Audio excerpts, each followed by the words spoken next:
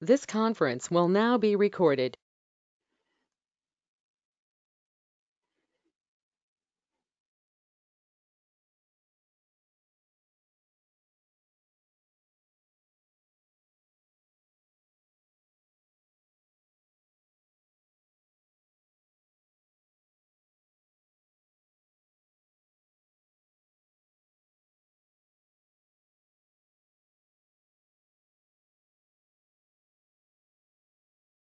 Looking at the attendees. We've got some callers we'll want to identify.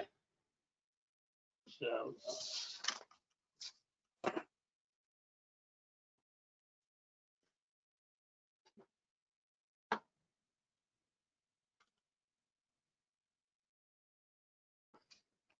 okay, before I call this meeting to order, I will read the required statement that due to the nature of the declaration of a state of emergency due to novel coronavirus, COVID-19, pursuant to code section 2.2-3708.2, this meeting is to be held by electronic communications via the web platform GoToMeeting. The catastrophic nature of this declared emergency makes it impracticable and unsafe to assemble a quorum in a single location, and the purpose of this meeting is to discuss or transact the business statutorily required or necessary to continue operations of the public body. I would now like to call the meeting to order. Stacy, would you conduct a roll call, please? Yes, from the city of Fredericksburg, Dave McLaughlin. Here. Josh Brock. Here. John Castellarin. Here. Matthew Rowe. Here. From Spotsylvania, Neil Holleran. Stan Huey.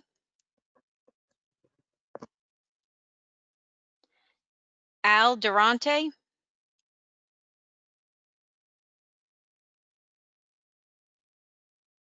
Anton Stubbs.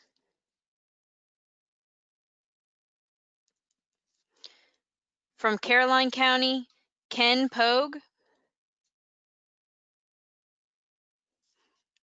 Michael Hoyt. Justin Chenault. From Stafford County, Melvin Allen.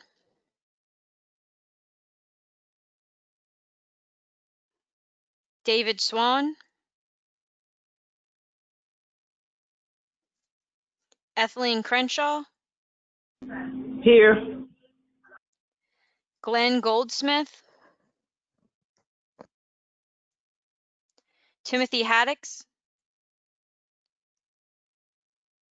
Wade Sudrath. Here. From King George County, Leslie Jordan. Robert Gates. At-large members, Larry Gross. I'm here. Rupert Farley. Here. Dustin Savage.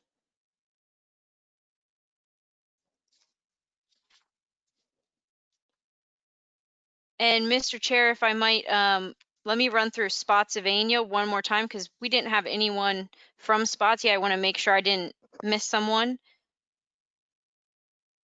Neil Holleran.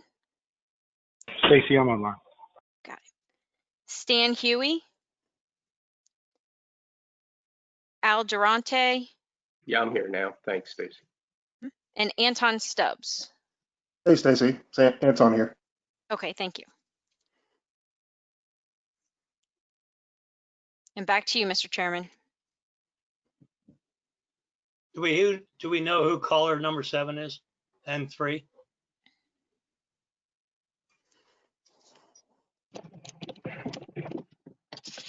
This is Jordan Chandler from FAMPO. I don't know if I'm caller 7. You are caller 7.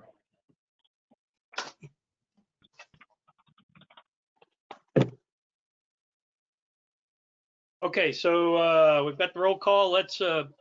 We are I'm looking at the agenda. I think the update on the congestion mitigation and air quality down there at number 7A is going to be interesting. It was kind of, well, it was very contentious at the technical committee, advisory committee. So Adam's going to give us an update on that. We've got 2 amendments to recommend that we agree with a couple of documents that are important documents, very important documents that are out right now for in the public comment period, and that the PC is going to take up on Monday to approve those. And then we have the election, which, as you'll remember from last meeting, it may have been, or potentially it was going to be very contentious, maybe involved. It doesn't look like it's going to be. It'll probably be pretty quick. So it's resolved itself in quite a lot of ways, I think. Now, we don't know that until the actual nominees, the nomination period is opened officially, but I think it's going to be pretty straightforward. So, okay, does anyone have any corrections or anything they need to add to the agenda? Okay. Hey, not Mr. Chair, hearing this that. is Adam. Yes. Sorry, just real quick, this is Adam. Wanted to make sure you were okay with me talking a little bit more broadly on 7A about some of the MPO funding sources. I know that there were a couple emails, I think, from yourself and from Larry over the last few days. So just wanted to make sure I could speak to that a little bit, if that's okay with you. Absolutely, it's right in line with the subject. A lot of that the controversy had to deal with the funding sources and such, and it's a great subject that we as an advisory committee want to learn more about, fits in with our goals, et cetera, et cetera. So absolutely. Are there any other changes or amendments, suggestions? Approval of the minutes of the agenda. Thank you, Rupert. Anybody second? Matt, I'm looking at you. Second. Second. Thank you. Is anybody opposed to the agenda? Okay, hearing none, then we will declare the agenda approved. The next item is the meeting minutes, and those have been out. And along with this, kind of neat. If you have any question about meeting minutes, you can also go and refer back to the recorded meeting and see if there's a disconnect between what the meeting minutes say and what is actually on the recording. A little boring to look at the recording, but you can fast forward to the subject of interest if you want. So, Interesting. are there any problems anyone identified with the minutes from the last meeting? This is Rupert. Move approval of the minutes. Looking for a second? I'll second. Second. All right. Is anybody opposed to the minutes as they are written? Hearing none, then we will declare the minutes to be approved as written. And now Stacy is going to give us a review of the May 18th, 2020 Policy Committee meeting. And Monday will be the next meeting of the Policy Committee. Sure. So on the policy committee's last meeting, they discussed the FAMPO and TPB Memorandum of Understanding. This is a document that is between FAMPO and an organization known as the Transportation Planning Board, of which Northern Stafford is a part of. In this agreement, it outlines the role that FAMPO will take for that North Stafford area and the role the TPB takes for that North Stafford area. This has been something that's been going back and forth. At the meeting, Dr. Millsap said that the MOU is not ready for a vote at this time. It is still being in the editing phase. And the discussion currently is around the extent to which the MOU should address allocation of funds. So stay tuned on that one. The policy committee approved a letter of agreement between FAMPO and TPB. That agreement was on tasks such as data collecting and reporting and monthly communication between the two organizations. Also discussed was the allocation of Cmac funds, also known as Congestion, Mitigation, and Air Quality funds. That was an update given to the committee by the TAC chair, Mr. Nelson. He reviewed the Cmac project scoring matrix, mentioned that localities were working together for recommendations, working towards finalizing a document for approval by the end of the fiscal year. If you're unfamiliar with CTAC or Cmac, sorry, Adam will be touching on that later in tonight's agenda.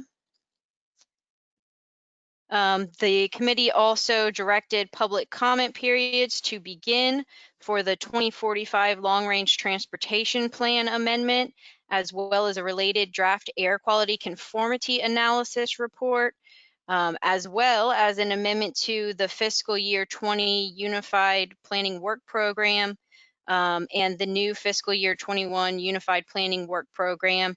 And we'll have more on these 4 documents that they directed for public review later in tonight's agenda.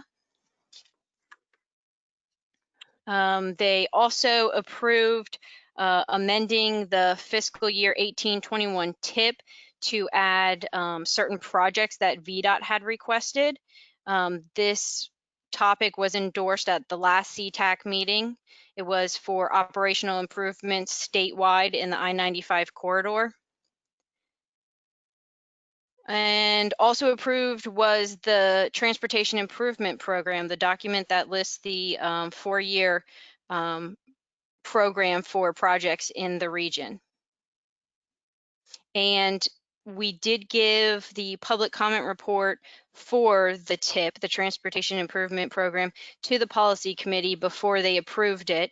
The committee members, specifically Chairman Matt Kelly, did note that the public had a desire to increase FRED service, and so he did make a statement that with a new FRED director in place, that FAMPO, FRED, and GWRC should get together and consider working together to increase FRED service.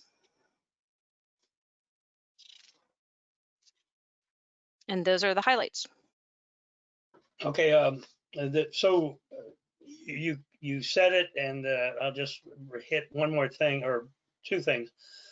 So they did approve 2 resolutions, 20-34 and 20-35, which we had addressed in our last meeting and had agreed that those were ready to be approved. The other thing, and I'm not sure if I have the right titles based on what you said, but the Planning Programming Letter of Agreement, that is a very high interest item to Stafford. Did you say that was approved or not? I missed that. They did approve it, saying in the minutes, the draft meeting minutes, motion was made to approve the letter of agreement. This is separate from the MOU between FAMPO and TPB, which is the more contentious of the agreements. So to clarify, this letter of agreement just kind of clarified tasks between FAMPO and TPB relating specifically to data collection and reporting and monthly communication between the 2 organizations. So it was separate from that contentious MOU agreement that's still being hashed out. Excellent. Thanks, Stacy. So there's still some controversy that we are going to be seeing in the future as this gets resolved. Okay, we've got, let's move on to,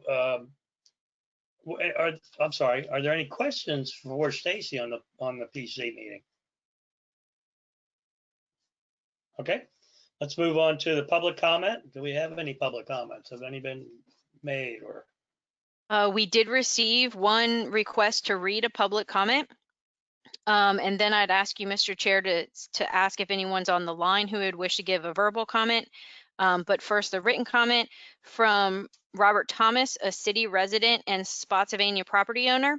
He expressed concern that the city sidewalks are too narrow and they don't have enough crosswalks. And he states that while there are trails in the region, many of those trails allow bikes, which pose a danger to pedestrians, particularly older folks, he asks. These are health issues, and he expresses that the committee recognizes that people need ways to safely exercise.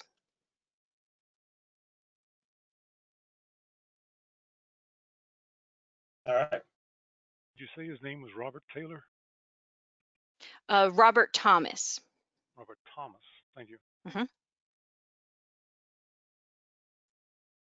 Okay, is there anybody who's dialed in from the public who would like to make a comment at this time during these meetings? This is your only opportunity to make a comment, as you are not allowed to speak during the rest of the meeting. Is there anybody from the public who would like to make a comment?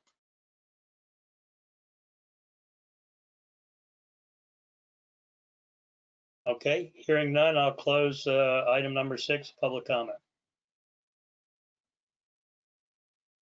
Okay, now we come to discussion action items, and I think this will be interesting now, the next one on the 7A. All right, thank you, Mr. Chair. Hey, everybody, good evening. This is Adam Hager with FAMPO. Let me ask Stacy real quick if she can share her screen and go ahead and pull up a graphic that she distributed to the CTAC here recently.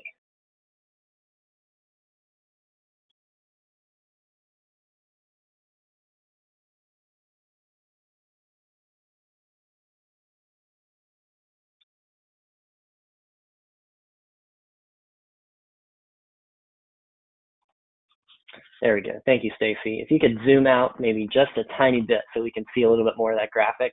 Part of what I wanted to do and what I spoke with Dave about a little bit before the meeting was wanting to make sure that there's a clear understanding around some of the funding sources that kind of flow through the MPO, whether it's for staffing or for transportation projects or for other sort of one-off type projects like studies. Sure, Dave, go ahead. Up for a second. If you don't know, you can, on your own screen, you can actually increase the screen on the right-hand side and see this closer. Sorry, Adam. Sure, no problem. So just wanted to talk through kind of some of the general buckets of funding that sort of touch the MPO and how they're kind of used, and be happy to take any questions. And then from that, we'll sort of scope down a little bit closer to the time-sensitive issue around the RSTP or STBG and Cmac allocations for this year. So that's technically the agenda item, but wanted to have a broader conversation before we get to that. So the first set of funds that I wanted to talk about are PL and 5303 funds. And so these are primarily for MPO staffing, so covering general, regional, metropolitan planning work.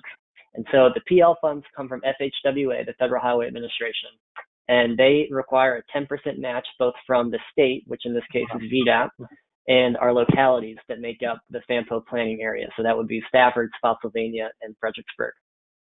So if you look at our UPWP, and of course we'll pull that up later in tonight's meeting, you'll see what the PL and then the 5303, which of course comes from the Federal Transit Administration, same idea, 10% state match from DRPT, and then a 10% match from our localities. These are our primary buckets of funding to staff the MPO. So those are kind of the two kind of normal, sustainable funding sources that, again, staff the work that we do. Stacy, if you'll scroll down just a little bit. So the next bucket of funding here is RSTP, which stands for Regional Surface Transportation Program, or STBG. So technically, RSTP is a subset of STBG, and the STBG is Surface Transportation Block Grant Program. And these are funds that come from FHWA as well. And they're used for a wide variety of planning activities. Sometimes NPOs will choose to use some of those funds for staffing activities. Sometimes they'll be used for road projects, sometimes for transit projects, other times for studies, even studies that can take 2 or 3 years to complete. So what basically happens with an RSTP or STBG funded project is it will be assigned a UPC number. So that's a 6-digit unique code for that project from VDOT. And different sources can charge to that UPC. So if it's a staffing item, so for instance, in our FY20 UPWP, we had the update to the 2050 LRTP, the Long Range Transportation Plan, as part of our UPWP this year. And there's a line item in the RSTP and Cmac allocation matrix, which I'll also pull that up here shortly, that has basically $400-some thousand of funding for that study, that major planning document update. And so between consultants and FAMPO staff over the last year and a half or so, that is what has sort of funded that type of work effort. They can also be used for road projects, and that is at the core really of the somewhat contentious discussion that we had at our CTAC meeting a couple days ago that Dave mentioned a few minutes ago.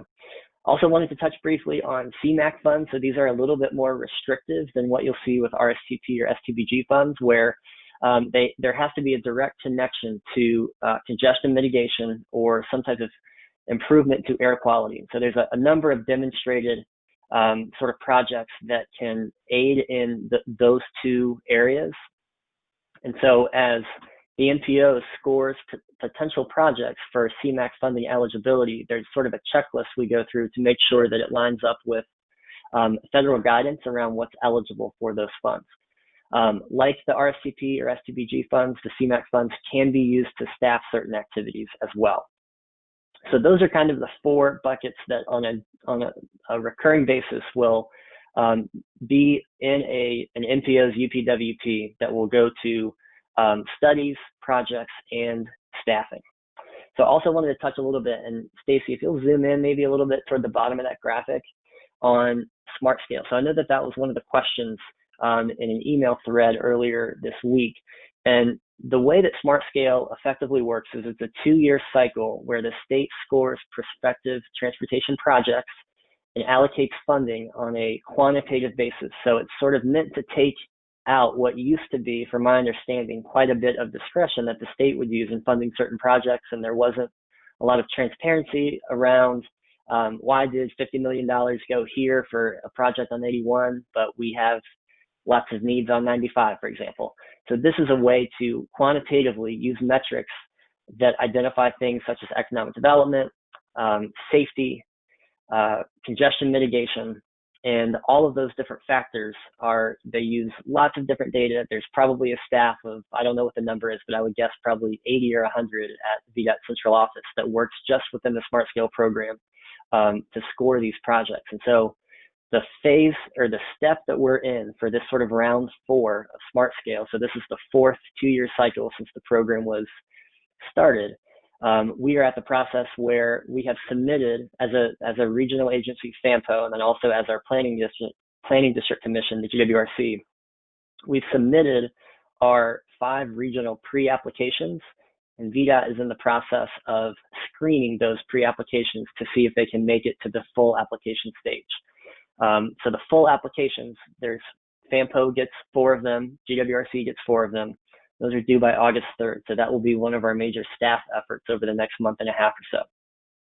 And so I did want to point out that Smart Scale, those funds can't be used for staffing in any sense. So those are specific for transportation projects. And there's all sorts of eligibility criteria that says what can or can't happen with Smart Scale funding. So a lot of times what you'll see is, I'm not sure if we've talked at the CTAC at all recently about VTrans. So that's the name of the Virginia statewide long-range plan. And for a project to be eligible in Smart Scale, it actually has to meet a need that's identified in the statewide long-range plan. And so part of what they do in the screening process for our pre-applications, what they're doing right now, is making sure, for instance, if there's a project that Stafford County wanted to throw in to say, we want a pedestrian path alongside Route 1 where there's a lot of pedestrian use and there's not a safe path right now. If that's not a need that's met or that's identified in the statewide long-range plan, that project is not eligible for Smart Scale funding.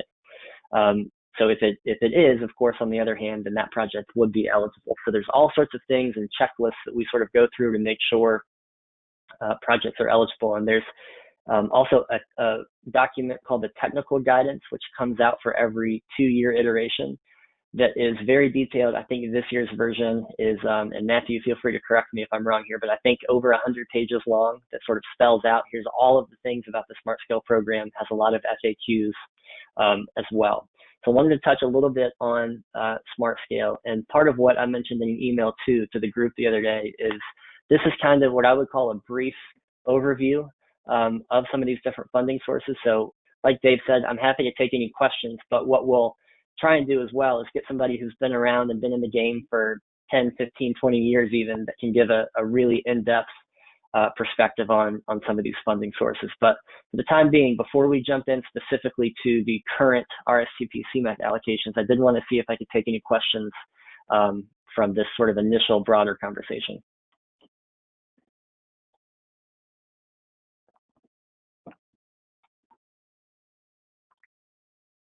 There was some great discussion going on earlier between Larry and Neil, so that would, I don't know if they have any questions. You know, Smart Scale is one that's, it's pretty easy, I think, for most of us to get our arms around because it's presented to us so well and throughout the entire year for several years now. And so that one, but it's the other things that you just went through that might not be clear or easy to get your arms around. Now, there was at the meeting a 5307 or something. Is that right? They were talking about like it's some kind of new funding as maybe a solution. Right, and that's kind of at the core of what's been relatively contentious over the last week or so. And so what Dave's referring to, 5307 funding, it comes from FTA, so the Federal Transit Administration, and there are recipients of 5307 funds that can then allocate those funds to sub-recipients. And so PRTC, the Potomac and Rappahannock Transportation Commission, I believe is what the C stands for, they are a direct recipient of 5307 funding. And the primary use for 5307 is for transit capital improvements. Now, there's a lot of other sort of guidance from FTA around what those funds can be used for. And again, that's kind of at the heart of the contentious matter around reworking some allocations for this year. So 5307 goes to PRTC, and then there is a process in place that is supposed to have a certain amount of funding where GW Ride Connect, which is the region's TDM agency, so Transportation Demand Management, and what they try and do is they try and set commuters up with options to not use a single occupant vehicle to get to work, primarily driving up north to the DC area. And that program, by offsetting, I'm not too sure on the details here, but basically that program, by the way that it operates, generates about $1.2 million a year in 5307 funding, which goes directly to PRTC first. And then there's a sub-recipient agreement that I believe is in the works right now between PRTC and GWRC. So the GWRC, our Planning District Commission, can then utilize and sort of do what they see fit with that $1.2 million. Much of that, I think the intention is that it would be utilized by our transit agencies, again, FRED, HGAAA, which is the Healthy Generations Area Agency on Aging, formerly the Rappahannock Area AAA. And so that's a broader discussion that's been going on between PRTC, GWRC for most of this fiscal year, dating back to summer of 2019. And part of the discussion now is not only around out of the CARES Act here recently out of the coronavirus pandemic, where PRTC is going to receive an additional, I'm not sure what the exact number is, but it's in the range of $3 million in 5307 funding, but it has stricter stipulations on what specifically that can be used for. But generally, that 1.2 that's generated by GW Ride Connect year after year can be used for anything that 5307 is eligible for. And there's a few members of our technical advisory committee, some of our jurisdiction staff leads, who have proposed and again, we'll get into this in detail here in just a second, but a reworking of some of the allocations that have already been approved as of last year by the policy committee, wherein there would effectively be kind of a switch and swap for different funding sources so that eligible projects, whether it's GW Ride Connect, FAMPO staffing, or what have you, is sustainable in a long term, but it's based on the idea that 5307 funding can, in fact, be used for MPO staffing. And there have been some question marks that were raised at the TAC meeting along those lines. So for instance, our DRPT representative at the meeting, our VRE representative, and our PRTC representative, all three sort of raised a question around the eligibility of funding an MPO staff with 5307 funds. So again, that's sort of the heart of the contentious issue, which if you're available Monday night to tune into our policy committee meeting will certainly be a lively and robust discussion. But Dave, does that give a simple answer around the 5307 funding? Well, that was not only simple, that was very, very well concise and very well presented and very informative. What you've picked up, Adam, is unbelievable. So thank you very much. Sure Can thing. I ask So a question? I will. Sure. Go ahead. I'm sorry. I didn't mean to interrupt you. Adam, go ahead and finish. I'll ask my question after you're finished. Oh, I was gonna jump into the resolution for the TAC meeting. So please go ahead, Al. Okay. I just had a question in terms of the funding and the ability to sort of, I mean, so generally that funding needs to be used for a kind of a mass transit project. Is that correct? Not necessarily it mass sounds like there's some transit. issues with that, but so let me ask it in a more direct way. If somebody decided they wanted to fund a road project, could that money be used to fund a road project? Possibly. That is a very good question. It would come down to FTAs and by extension DRPT's understanding and read of the eligibility to receive reimbursement for a project like that. So let me, if I could, real quick, to give some context to that answer, let me pull up a guidance document that would, and we can distribute this after the meeting.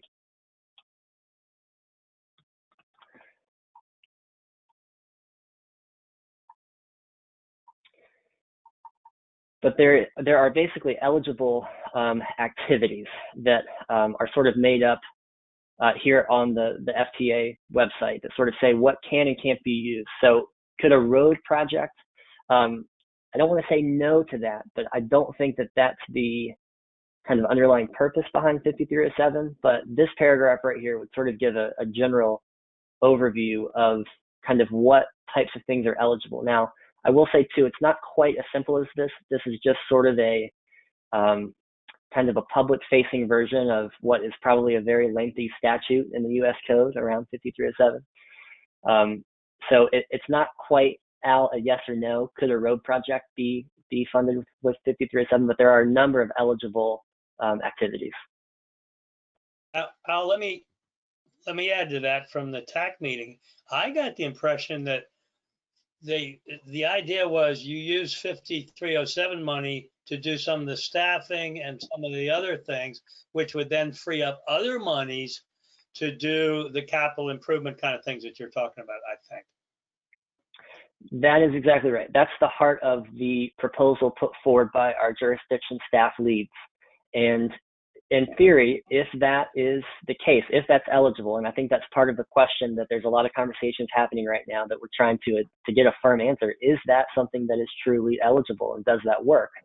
If the answer is yes, then that's exactly right. We would try and plug in 5307 to help fund the MPO staff and free up some of the RSTP and Cmac funds that are currently allocated to certain staffing items. So the short answer is that is the question, and an answer is pending, is forthcoming.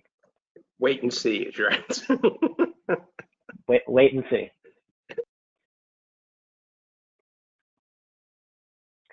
Any other questions before I jump into a little bit more detail from the TAC meeting?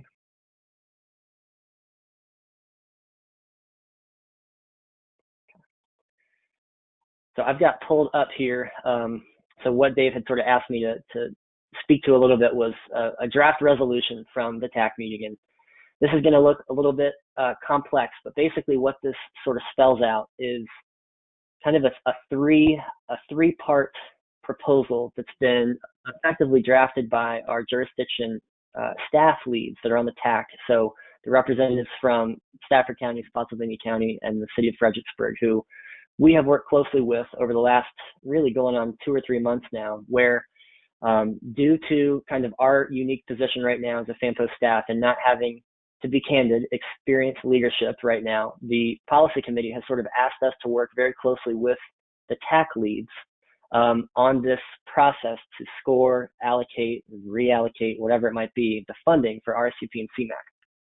And what this resolution puts forward is a 3-part sort of process wherein, and again, this is where it's going to look a little bit complex. So I'll try and talk through this a little bit without getting too far in the weeds. But basically, these are all of our UPCs, or line items, that make up our CMAC and RSTP allocations.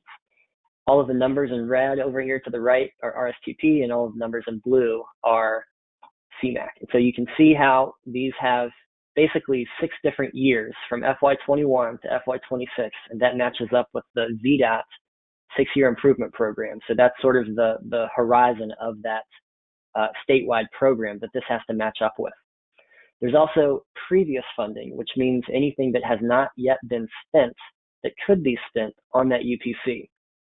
And so this version of the spreadsheet, the allocation spreadsheet, matches the proposed allocations that the jurisdiction staff leads put forward for the TAC to consider on this past Monday, so 2 days ago.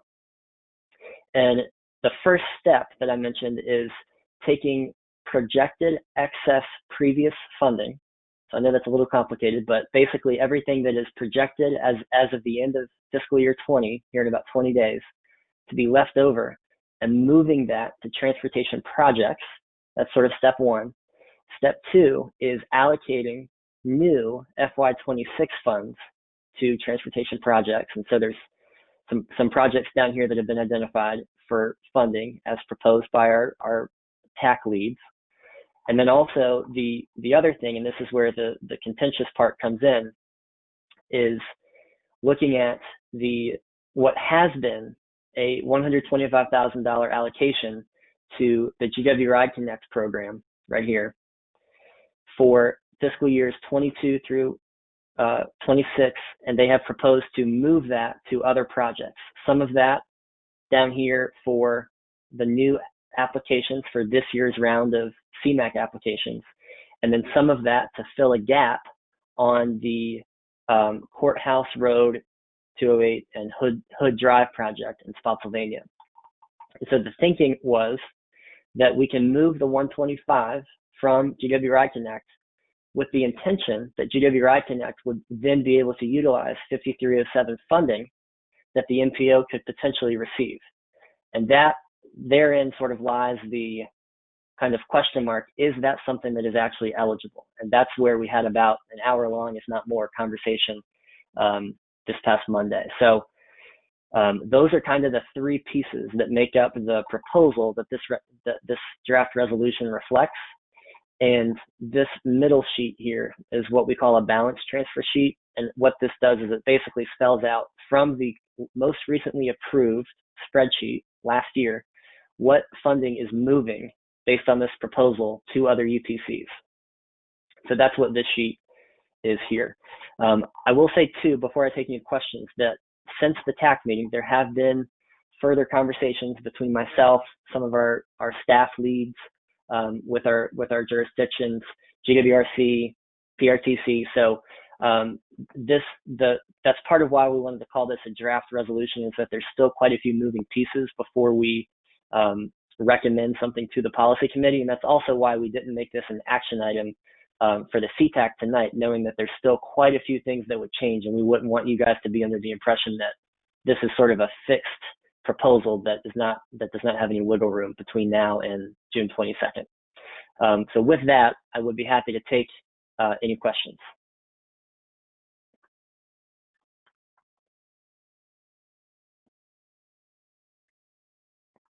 Can you hear me?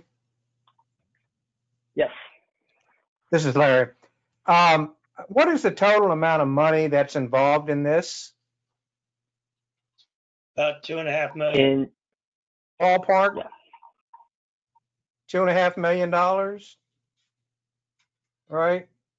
So I've always been a little bit confused about why this is so contentious, because like 1 mile of road to build cost about what, $20 million or more.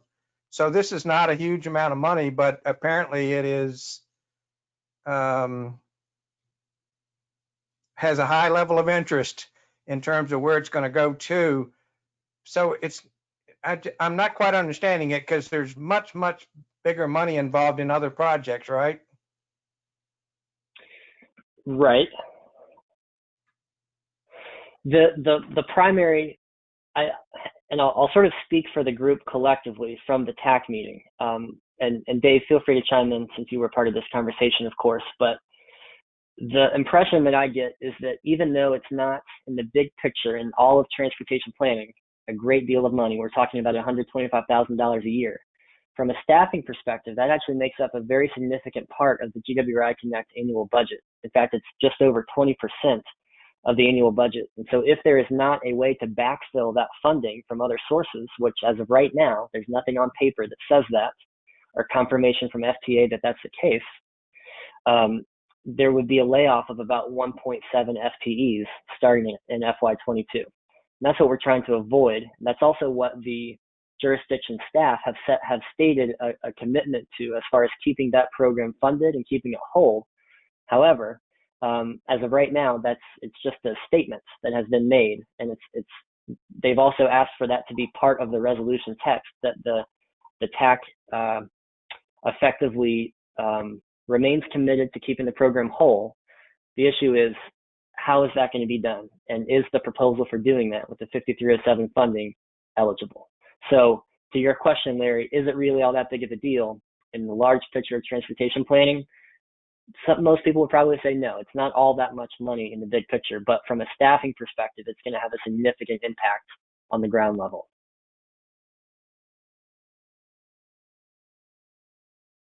So basically, this is Al. So basically, it's not a question of whether or not the GW Ride Connect would be eligible. It's more about whether or not that funding will dry up and leave the GW Ride Connect with a staffing deficit. I mean, a funding deficit. Al, it is kind of more so the former.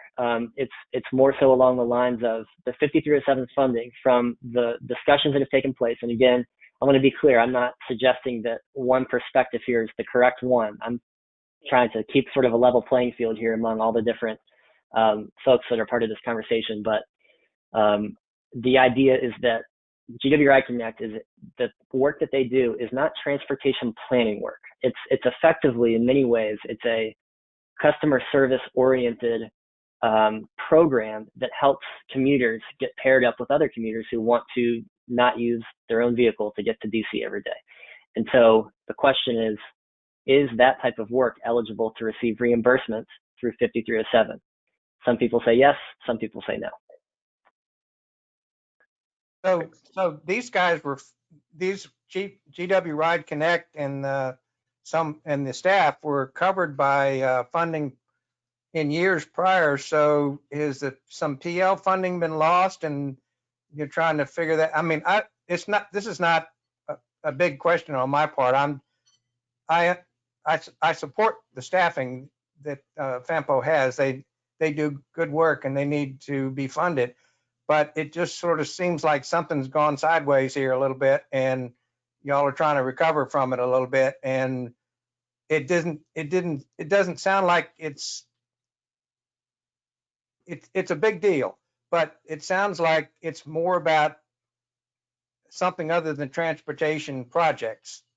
Although you have a fair number of projects on that spreadsheet, it looks like. So I'll shut up and listen. No, that's okay. Thanks, Larry, for your comments there. And I think part of one thing that'll help try and shed a little bit of light on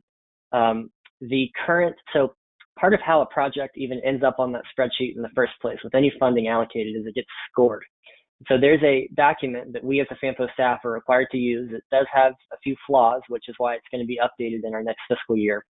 But it basically spells out all of the metrics that we have to score these projects on in their respective categories. And then we come out with a final number out of 100 for each project. And then the policy committee takes that information and then they decide based on staff's proposal. And again, this year, it's sort of a hybrid approach between FAMPO staff and our staff leads from our jurisdiction. So it's not a unique case, but they take that information and the proposal and say, we'll allocate this amount of money to whatever project it is. Up until this year, or up until I should say this proposal, every year in our methodology document to score these projects includes what's called an off-the-top Cmac allocation to the GWI Connect program. And so it's not been a question around how viable is the program, is it necessary for a region? There's been consensus on that for many years now. And this proposal removes that funding starting in FY22. And so if that proposal included, it's going to remove Cmac funding and put it on a road project or put it on a transit project or what have you. And it includes something that says, here's how we're going to backfill that funding and keep the program whole. I don't think that there would be any contention here. But that's the part that's lacking is that element. The other thing that I wanted to touch on real quick, Larry, that you mentioned. So just to be clear too, GWI Connect is not a FAMPO program. It's a program that is housed within the Planning District Commission. So it's housed within GWRC, but it receives from the FAMPO Policy Committee each year an allocation of that 125 to help support the program. So it's not, the GWI Connect work is not a FAMPO staff effort. That's wholly independent of FAMPO staff. Let me add from attending the meeting, and by the way, because the meeting's recorded, if anybody's, we can really go back and listen in on this in meeting, get right to it.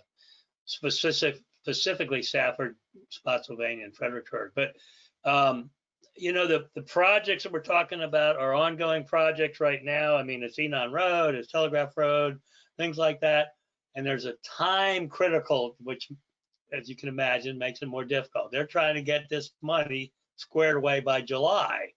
And so that drives all this, and then you've got these other inputs like, oh, maybe we can get the money from CARES, or the 5307 should address this situation.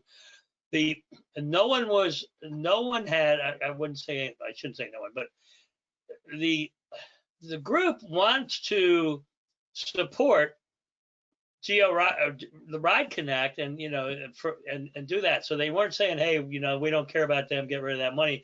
It was just some different ideas, and people have different knowledge and different understandings of what monies may or may not be available, and so that was not clear, and so it made it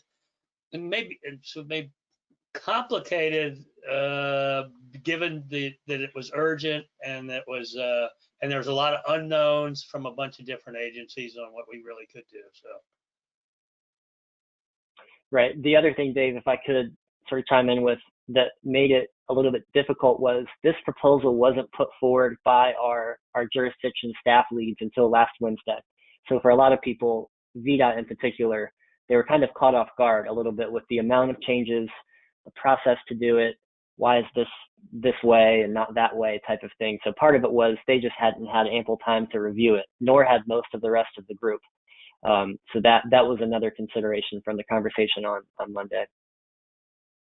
I agree. I was trying to imply that when I said it was urgent, and there was a lot of unknowns from different organizations about what you can and can't do and what's been coordinated or not coordinated. So totally agree with you, Adam, and thank you for excellent to wrap up there.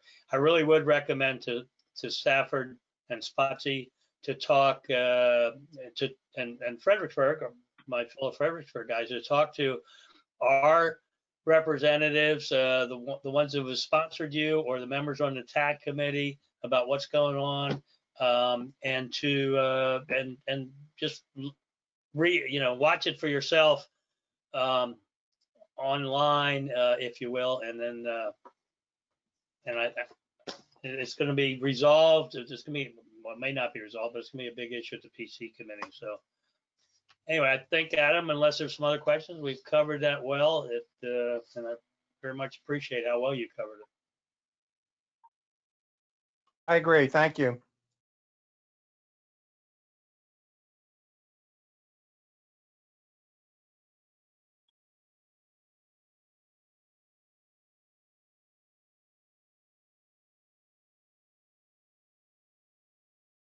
Next is, got too many pieces of paper here. Next is 7B. All right. Now this, I found this when I went through this, it was a lot. This is really right up the alley of technical guys and not so much up the alley of us. Yeah, so this is Matthew, FAMPO staff. So I'm just going to give a somewhat brief update to where we are at with SmartScale and where we have been in the past. And any questions that I'm unable to answer, we will do our best to get those questions answered by VDOT. So this presentation that you guys are seeing is a presentation that was given by VDOT a few weeks ago.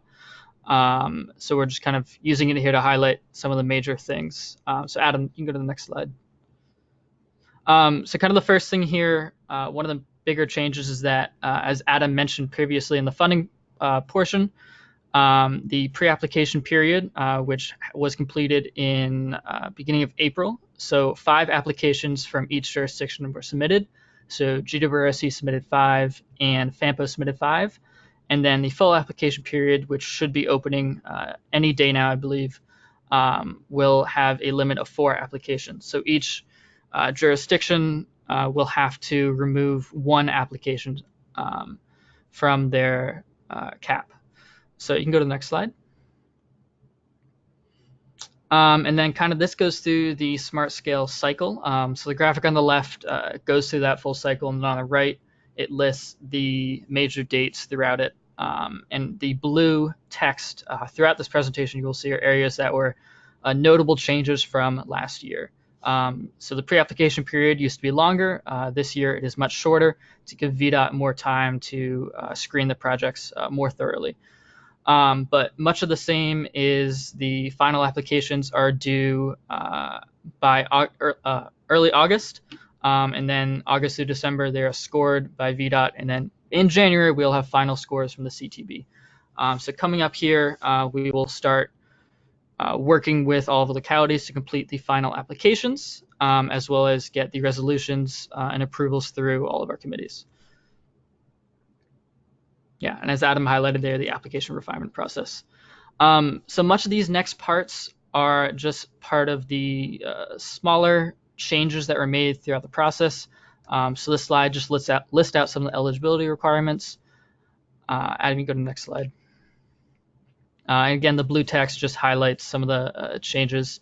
So again, these are some of the changes to planning requirements, the project description, the sketch requirements, the studies, the cost estimates, and so on. Again, just more changes, park and ride project readiness, transit project readiness, and then as well the VTRAN screening process Adam mentioned, the project preparation process, the blue text, the blue lines highlighting all the changes from last year. Matthew? Yeah, go ahead. Stan Huey here. Were these changes brought on by our change in category, or are these changes in the SmartScale process? These are just changes in the SmartScale process. I'll get down to our change in the category, I believe, at the bottom of this presentation. Okay. So these are overall changes from VDOT at the highest level. And also to everybody, I just wanted to apologize for logging in late. I had a little trouble with the login process. And then these, again, just changes some of the safety measures. And actually this slide here outlines the changes that you were talking about. So we moved FAMPO last year. We were category A, which focuses more, as you can see where Adam's cursor is, on congestion. So it used to be weighted 45% by congestion. Now we have moved as of early this year to category B. So congestion is a much smaller factor now at 15%. And we have upgraded in areas like economic development, accessibility, safety. And then you can see all the other categories as well below. And then the map just shows where everyone is. So FAMPO is now category B on the map.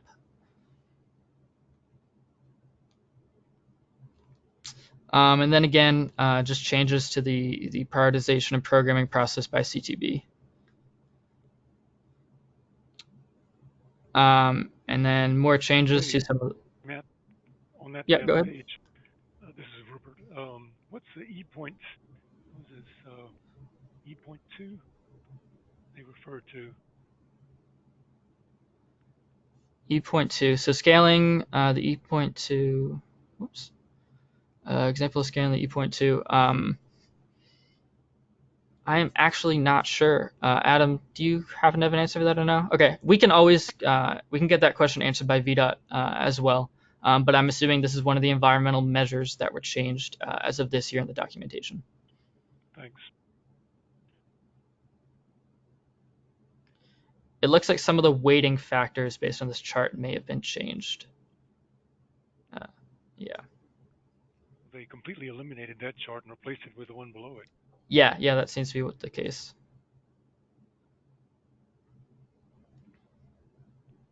Before you leave this PDF, back on page 9, I got something I wanted to comment on, but you can wait till you're finished if you prefer. No, we can scroll up to that now. It's fine. Yeah. Page 9 is the pre-app page. There we go. Next one up. There we go. The last two paragraphs in that page, I had a little problem with that.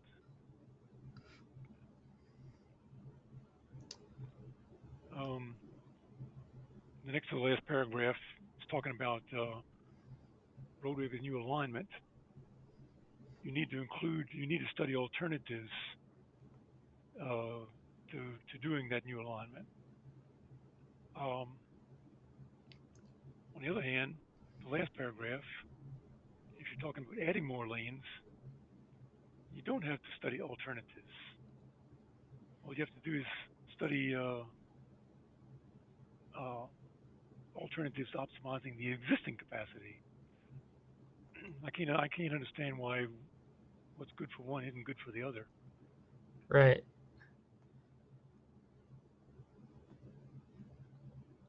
To me, so an alternative to putting in new alignment should include all the alternatives like transit. Right. And I also feel like adding 2 or 3 more lanes should consider all the alternatives, including transit, and not just the alternative of optimizing the existing capacity. Right. Yeah. So that would be my objection to that change. Mm-hmm. F, would you forward that question? And that's a good question. It seems almost backwards even. If you would, could you forward that question and get back to us with an answer? Yeah, we definitely can. Thank you. Adam, you can scroll back down, I think page 13 or 14. Yeah, I was going to chime in just quickly.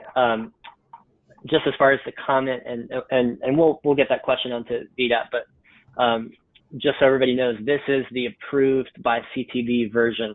So nothing will change. They're not taking any more public comments per se, but every iteration of the smart scale process will include a draft report to the CTB that's out for public review for things like that. But we'll certainly get that onto VDOT to see if we can get an explanation for why that changed. But Rupert, to your first question about the E2, I'm not exactly sure what this is, or I'm not familiar with it, but I know that part of why they wanted to change the environmental quality metrics was based on the fact that the highest scoring project from round 3, the Hampton Roads Bridge Tunnel, was rated the best.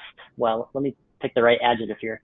It had the highest rating for positive environmental impact. If you think about that objectively for a second, you'd say, I can't believe that a project of that scale in that part of the state would have a net positive, not just net positive, but the highest, the best environmental quality impact. And so what this tries to do is normalize the environmental impact of a project regardless of its scale. So that just because it's a big project and has elements that would, you know, if you do things like, trying to think of a good example from an engineering perspective, but nothing's really coming to my head. But if there's certain things that you put in to mitigate impact on the environment in your project, it shouldn't be that just because you have a large project, the benefit is greater, right? It's still having a huge impact negatively on certain types of wetland populations in this case. So the reason why a lot of this is updated, and again, I can't speak to the specific metric, but to sort of normalize projects regardless of their scale. I get the drift. Thank you very much.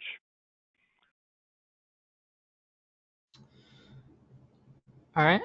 Yeah, Adam, I think we're almost done. I think the last slide.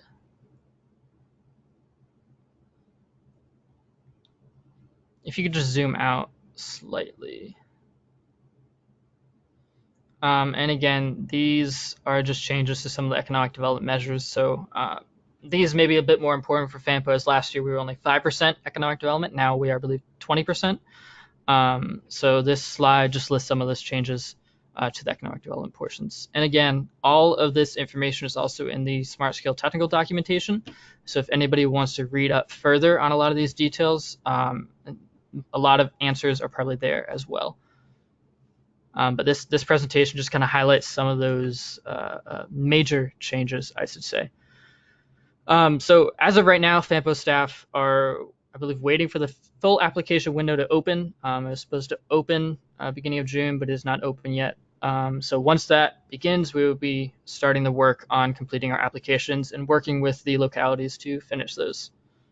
And if anybody else has any other questions, I'm happy to answer them. If I cannot answer the question, we are happy to forward them on to VDOT and get back to you as soon as possible.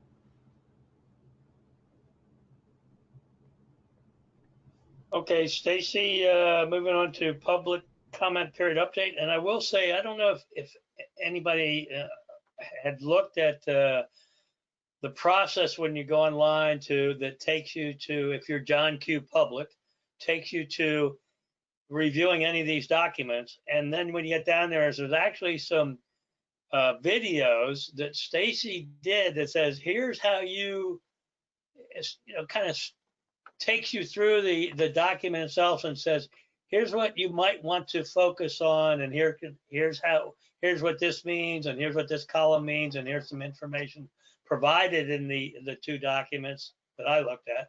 And they were really well done, and I think it would help, you know, just somebody says, I want to read, yeah, a long-range transportation plan. I'm really excited about it. I want to learn about that. So thank you for that, Stacey. Sure. Adam, could I get you maybe just to go back to the FAMPO homepage so I can show them exactly where they can find these resources? Okay, so this is a FAMPO homepage, and if you scroll down, you'll see this big blue box.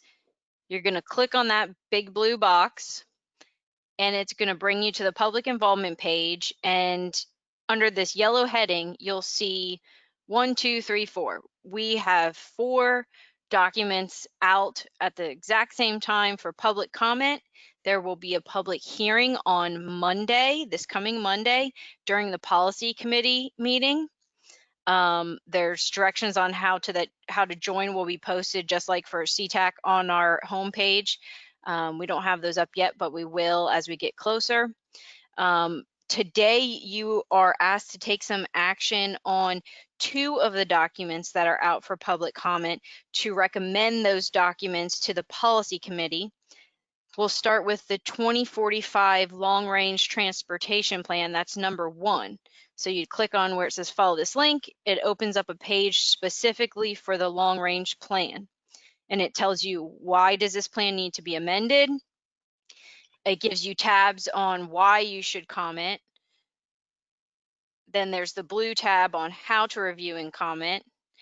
And you'll see 3 steps on here. The webinar is just a fancy term for the boring little video I did that'll walk you through that document. And then step 2, you can click on the different links and actually see what I've walked you through in that video, the actual documents. And in the video, you'll see the screen that you're seeing now, and I point out the changes and how to read the columns and what everything means there. So if you haven't taken the time to do that for this document, I would encourage you to do so. The policy committee will act to approve this document, not this coming Monday, that's the public hearing, but the following Monday on the 22nd, they'll have a special meeting just to discuss approving this. But I'd like to just kind of go back to what the public response so far has been for this document, since you are being asked to take action tonight to recommend this to the policy committee. I realize that many of you have not had the chance to take the survey and provide your own personal feedback, and I do encourage you to do so. But in order for you to make a decision tonight on how the public is feeling about this document, I can tell you that we have received 5 responses so far. And in the survey, we ask people to prioritize the importance of certain aspects, certain projects, types of projects in this document. And the top 3 have been, the very first one, pedestrian. Oh, he's showing you the survey on the screen now. Pedestrian and bicycle improvements is the top concern.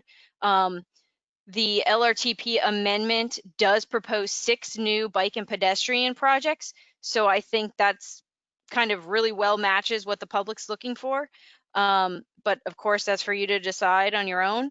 The second one, the public really feels like we should be prioritizing FRED service, and admittedly, not much is dedicated in the LRTP amendment to FRED service. However, FRED is expecting to get some very large federal grants in the future.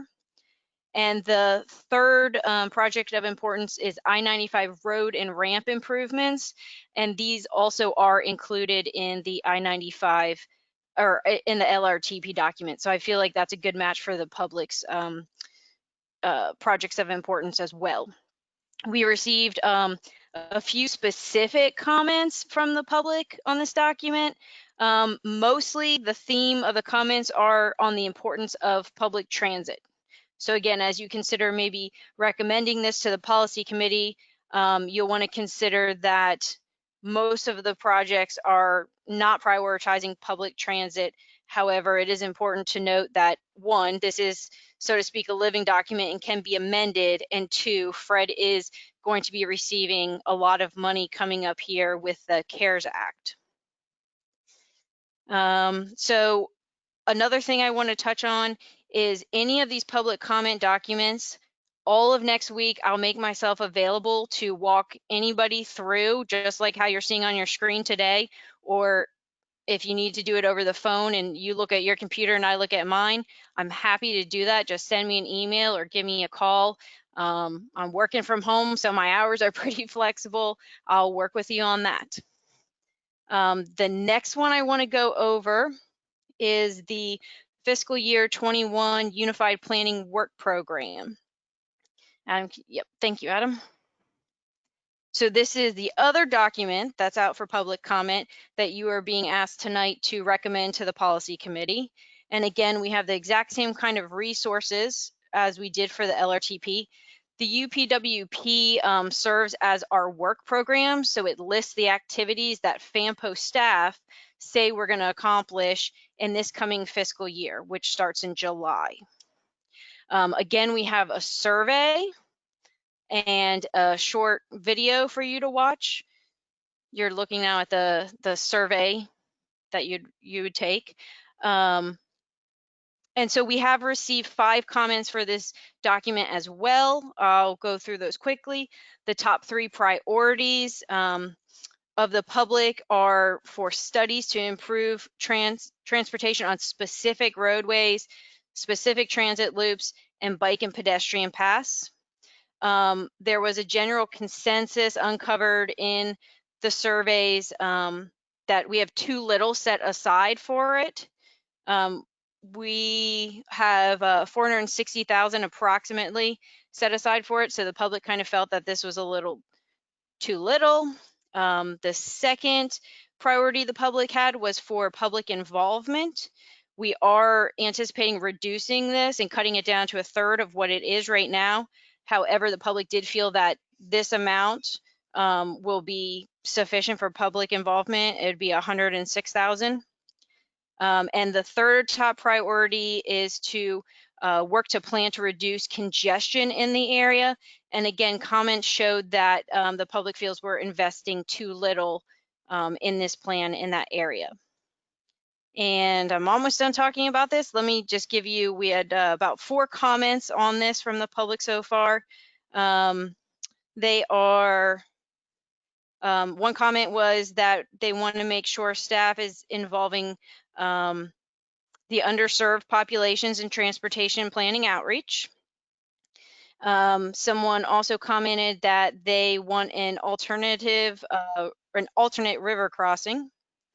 Someone also would like to see a crash data analysis added to the work plan for secondary roads and connectivity to improve regional connectivity overall. And then the last comment we received on this was that there is too little allocated for public transit. We have 50,000 allocated for supporting FRED. But again, just as a reminder, FRED is expecting a large amount of money coming from the CARES Act soon. Does anyone have any questions on the public sentiment towards these documents? The question I would have from as a CTAC member is, do we have access as CTAC members to the comments and to the responses to the survey, or are you the only one who has that? Well, yes and no. So at this time, I'm the one who has access to that because the comment period is still open through the 19th of this month. So what we were planning on doing is releasing a report at that time. Now, realizing we're asking you to act tonight to recommend this to the policy, you don't know what the future holds from now until June 19th if we get other comments. So, of course, as a committee, you may wish to say we don't have enough information to recommend this to the policy committee, and you would be within your rights to do so.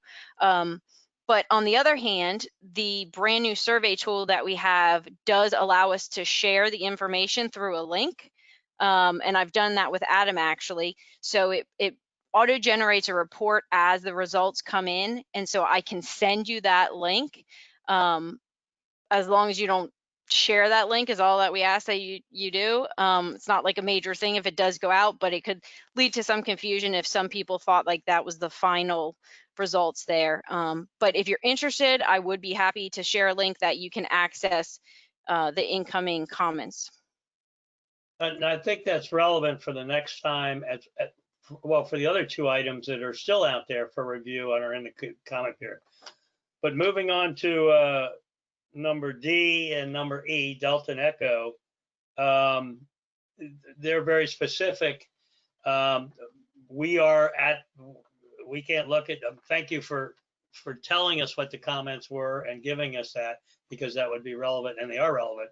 So, but now we have been asked, or our responsibility as an action item, to recommend to the policy committee and we're not reviewing the whole draft 2045, if you will, that's approved. We are it's just as it is amended. And so those lists of projects and studies that have been added to and that sort of thing. Now, I will say that, you know, you look at these things and you say, okay, they added $376,000 for sidewalk improvements on road number, you know, whatever, you know, and you go, okay, yeah, I don't have a problem with that. And so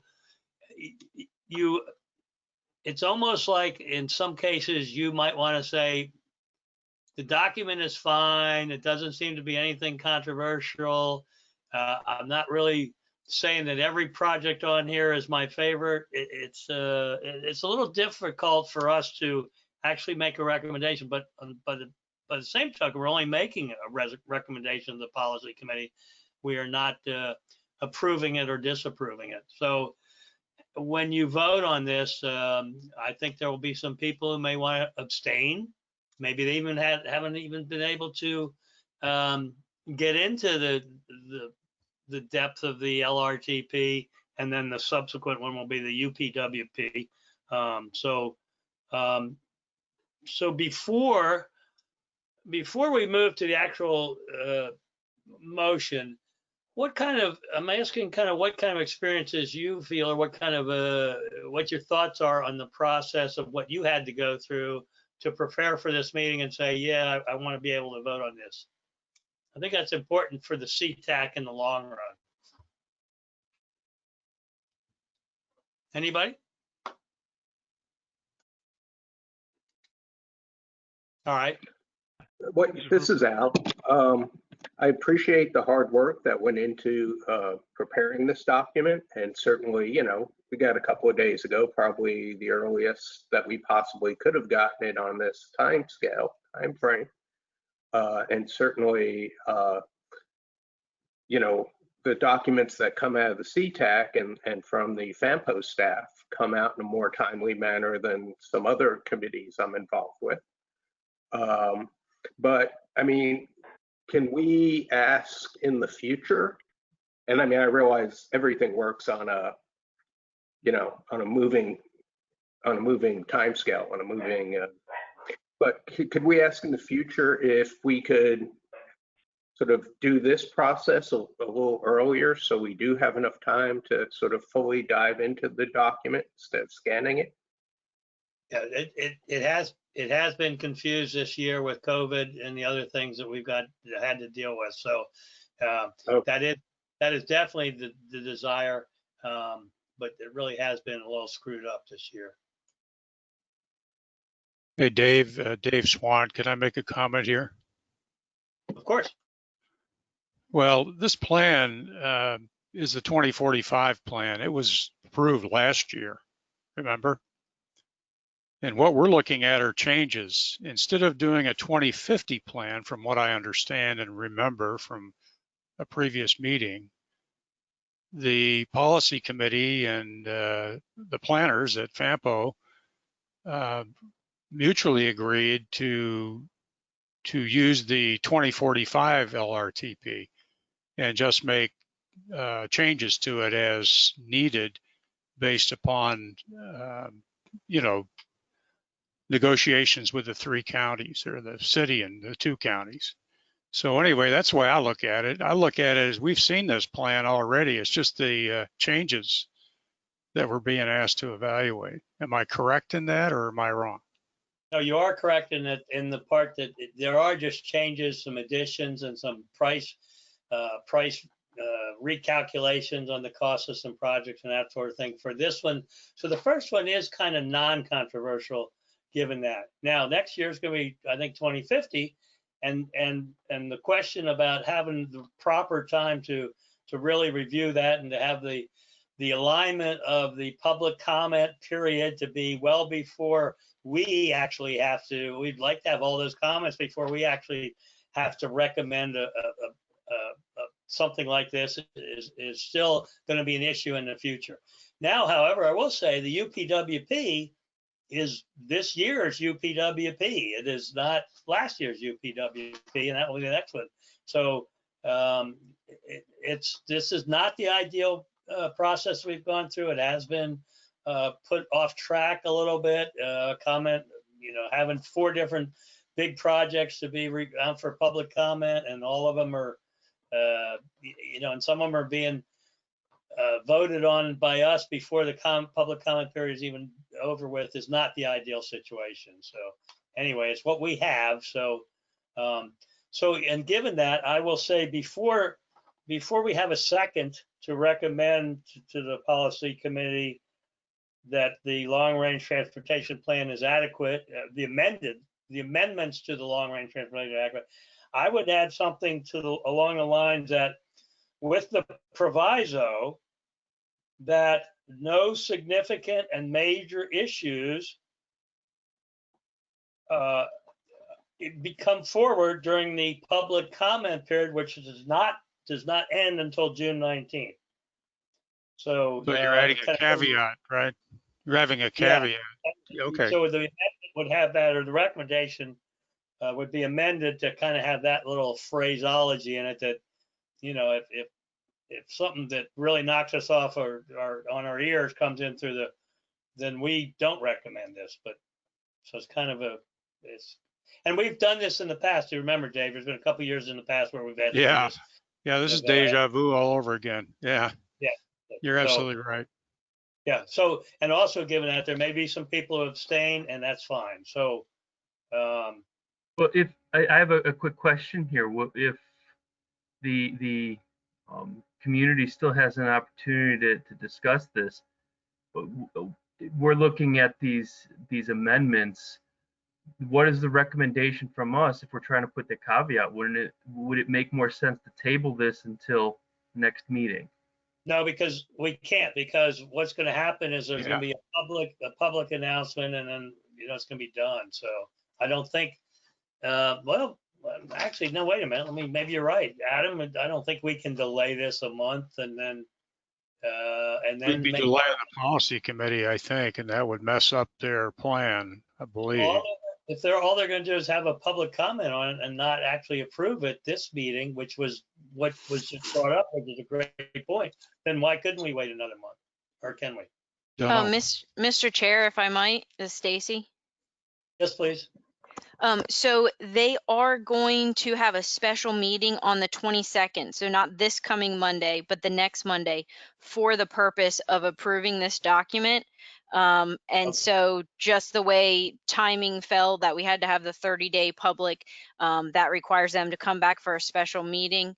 Okay, so that's good. You answered it. We got it. So we have to, we either, you know, we spit or not, you know, so this is our turn to. So I'm going to ask for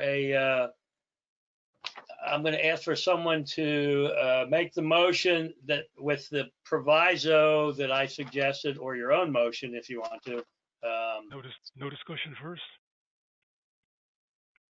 Yes, if further discussion, yeah, absolutely. Go ahead.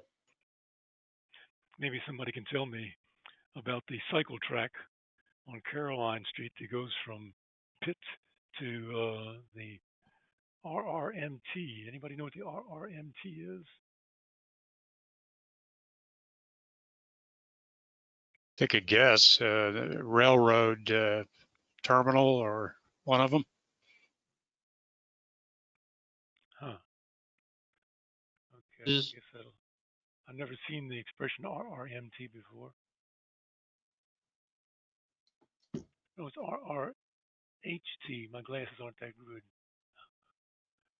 Which line is that in the? Page 176, about the 1, 2, 3, 4, 5, 6, 8th line from the bottom.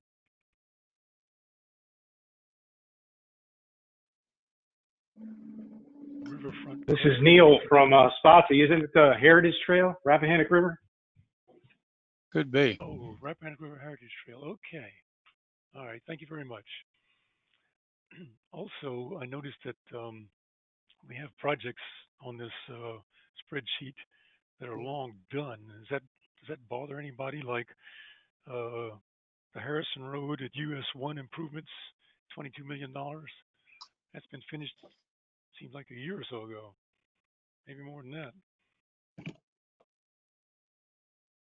Could I chime in, Mr. Chair? The purpose for having projects in that are completed as far as construction is if they're not financially closed out in VDOT's system, we can't take them off the constrained list. Still paying for them, huh? Okay, thanks. Now, Rupert, having said that, when I went through this review as John Q. Public, I had the exact thing. Wait a minute, some of these things are done, some of them are way in the future, and so I would like, and we can't do it this year, but I would like our next LRTP to be a little more John Q. Public friendly, so that they can keep up with, what are you talking about? That thing's been done for a long time. And so I think there's maybe some additional columns that should be added, or additional information. You know, we're asking our, you know, the people that are paying for this stuff out of their taxes to weigh in on it, and we give them information is like scant. So Yeah. that would be Well, something I would like to work on next year. And you're right on, Rupert. Thank you. yeah, another item that you're kind of touching on is where's the money coming from? Like there's a project going from Carl Silver to Gordon Shelton. That whole road extension project is completely within Central Park, and I assume Central Park is paying for it, but there's no notation to that effect on this spreadsheet. So, you know, the public might assume that the taxpayer is paying for it. Well, I think that's unfair in a long-range transportation plan that goes up to 2050 for us to identify funding for projects that are being proposed and considered and planned. That might not be, that's probably not realistic. Some that are being happening right now, we've got it. We've squared them away. We've done, you know, preliminary engineering. Well, if you don't want to make the notations, I would just say leave it off the list, because I assume it's not a public project. I assume that this is a private funded road, or am I wrong? Does anybody know? Adam? Oh. Yeah, sorry if I could chime in, Mr. Chair. The purpose of any project being on the fiscally constrained list is that it's slated to receive federal funding at some point within the horizon of this document. So if it's only receiving private funding, then, for instance, in this case, the city of Fredericksburg would not have proposed this project be on the list. If it's receiving some, even $1 of federal funding at any point, or it's slated to in the future, it would need to be on here. Sorry to hear there's any public money involved with that. It's completely within a private shopping center. Another thing I'll throw in that kind of bugs me is having projects on there that I'm personally familiar with that are totally useless. They have improvements at Ashley and Old Plank, which is, you know, right around the corner from me, and I've never seen a problem at that intersection. I don't see any reason whatsoever to do any improvements there. Money down the drain. So considering those factors, and considering the fact that the huge amount of money in this project is going towards projects that are making our automobile dependency even worse, I would encourage all of my fellow committee members to vote against this. And Could I add one thing, Mr. Chair, along those lines? Go ahead. Just as far as just to sort of kind of help explain a little bit the tie between the fiscally constrained long-range plan, this document, and the sort of time horizon where it's a 2018 to 2045 plan. One thing I want to make clear too is that the Transportation Improvement Program, the TIP, which right now we're still in the FY18 to FY21 TIP, that plan, that program is a subset, a 4-year short-term subset of the fiscally constrained long-range plan, where there's obligated, committed dollars. So those are the only projects where there's officially on paper all the funding that makes up funding that project is in there. So just because something is listed in this document, if it has if, say, for instance, it's a project in Spotsylvania, if the planners in Spotsylvania aren't intending to build that project or make that improvement until 2035, there's a very real chance that it could change, or it could come off, or be a totally different ballgame when we do the 2060 long-range plan in 2025. Okay, any other discussion on this? Okay, do I have a motion with the proviso that if there is that we recommend to the policy committee this the amendments to the long-range transportation plan with the proviso that there are no significant or major issues that are discovered during the remainder of the public comment period? Dave Swan, I make that motion as you stated, with the proviso in there. We've done this in the past as well. This is not something new. I'll second that. Thank you. Is there anyone who is opposed? I'm going to ask for opposed and abstain. So first, let's ask for anyone who is opposed. I think you already gathered that I'm opposed. Rupert is, okay. Anyone who wants to abstain?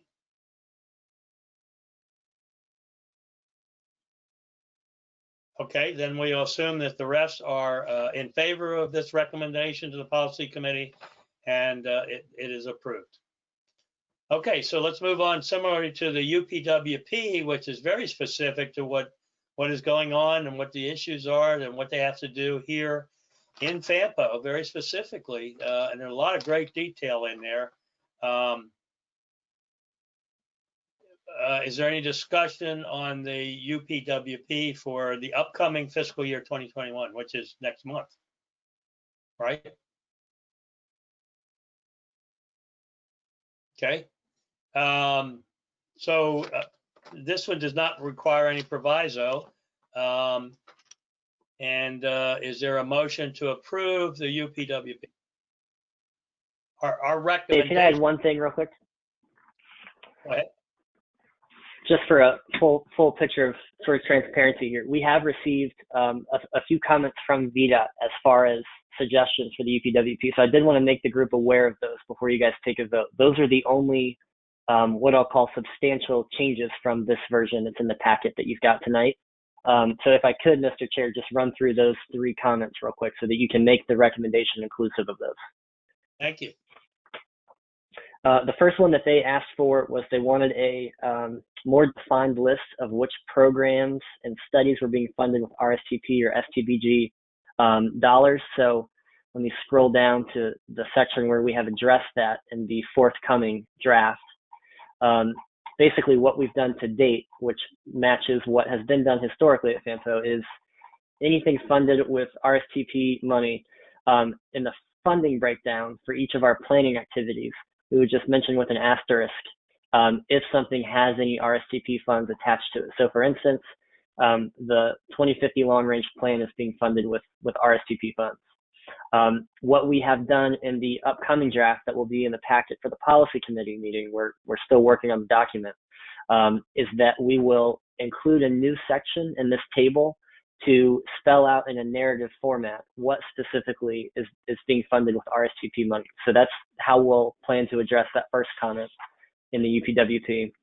The second is VDOT has suggested, they said several NPOs are adopting language in the UPWP to amend bylaws and public participation procedures to address virtual meetings. FAMPO has language in the UPWP for the public participation. Perhaps you could add language for amending the bylaws as well. So within our planning activity 4.4, we've added a new end product at the bottom that basically just says potentially amend bylaws and public participation procedures to address virtual meetings as needed. And then lastly, VDOT also said that the FAST Act, which is the major transportation bill that sort of funds everything transportation related in the country, is expiring in September of 2020. So VDOT asked us to add some language that would allow FAMPO to have the ability to participate in the dialogue of what the subsequent version of that transportation bill would be. So within 4.8 FAMPO administration, we've added a new end product that lists out participation in the dialogue around the upcoming transportation bill. So I just wanted to mention those things before you guys take a vote. That's excellent. So in my mind, then our recommendation would be to the policy committee is to approve the UPWP with the 3 changes as has been recommended by VDOT and included by the FAMPO staff. Is there any discussion?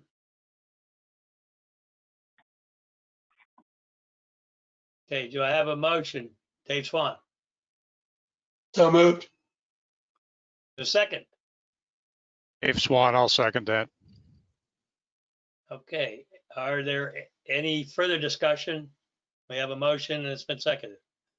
Okay, is there anyone who's opposed to us recommending to the policy committee that the UPWP with the changes as recommended by VDOT and adopted by the FAMPO staff be approved? Okay, is there anybody who wants to abstain? Okay, hearing none, then we will approve the recommendation to the policy committee. Thank you. And now we're moving on to an update on the Regional Bicycle and Pedestrian Count Program for FY21. Expedited version of this briefing, please. Yep, I will make it quick. So FAMPO in previous years, well, I'll start. FAMPO has, Adam, you can go to the next slide. FAMPO has 2 bike ped counters that we use to count bicycles and pedestrians on area trails. So these counters have been used previously to do that, and we previously had a 2018 counter report you can find on our website. And our plan for this coming year is to do the same. So 24 counter locations that will be determined by the bike ped committee. And then at the end of the year, we will export that data into a annual report with user statistics and a web map with statistics for those 24 locations. Next slide, I think, just has a tentative schedule for when the locations will be moved. So they'll be moved kind of 4 times a year. So they'll be at each location 4 times a year for a total of 56 days each. And that should give an accurate representation of the locations during all temperatures and weather during the year. And I believe that is it. I'm happy to answer any questions if anybody has any. That's a physical counter, not street light, correct? Yes, those are 2 physical counters. They're kind of just a small box, gray counter box that we use. Like a bench post or something. Are we using street light data at all? For this, no, we're not. Okay. I remember we did this a couple years ago and it had some good data come out of it. So thank you. Okay, Rural LRTP, Carrie.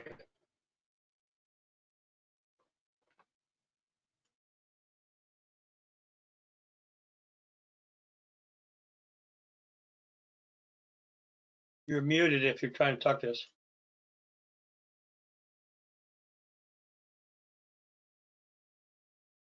Does it work now? Hello? Yes, we can hear you, Carrie. Excellent. Okay. Sorry, I had that problem at the last meeting too. So here's an update on the Rural LRTP. The 2050 Rural LRTP is a separate document to FAMPO LRTP. It's a financially non-constrained transportation needs and recommendation list for King George and Caroline counties, and it's part of the FY 2021 Rural Work Program for GWRC. So we've been working on this document for the last several months. It's about 68 pages at this point, and we're about to wrap it up. It details the population and employment for the region, summarizes the transportation network, and recommends transportation needs and funding sources for highway and bike ped. So I will not go over all the sections in the interest of time, but they're displayed there. And as I said, at the end of this week, we're wrapping this up, and we're going to send a draft document to King George and Caroline staff first for comment, and then it will go to the committees. And finally, on the 20th of July, the draft document will be presented to the GWRC board. I'm happy to take any questions.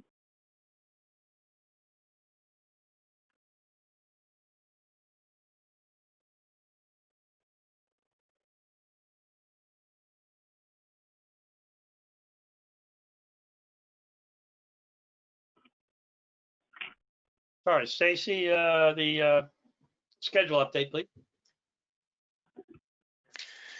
Sure. So on your screen is a new calendar, a few changes to that. So CTAC normally meets the second Wednesday of every month. There are a few changes to this that we're proposing. In July, we have CTAC meeting on the third Wednesday, so that'd be the 15th. That's due to the holiday rearranging all of the other committee member meetings. Also in November, we've moved it also due to a holiday to the third Wednesday in November. That's on November 18th. And there are no CTAC meetings for the month of August or December. And then for BPAC, that's the Bicycle and Pedestrian Advisory Committee. For those meetings, we do have a small change if you're interested in attending. For July, BPAC will be meeting on the 9th rather than the first Thursday of the month. Did anybody see any conflicts there? I'm surprised the TAC wants to meet on the 6th of July, but oh well.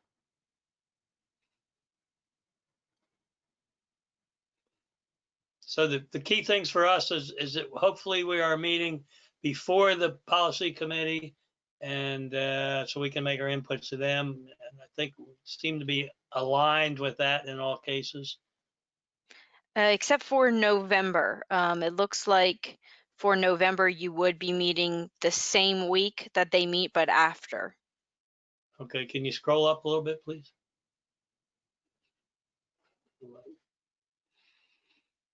So you would be the green square on the 18th of November, and policy is the blue square on the 16th of November.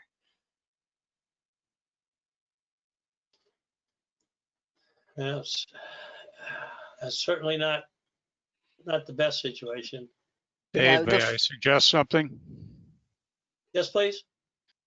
How about if we have a joint meeting? Just have a larger venue, like a VDOT conference room or something like that. We've never done that, as I recall, but that would solve that issue of us meeting after them if we met with them or just before them.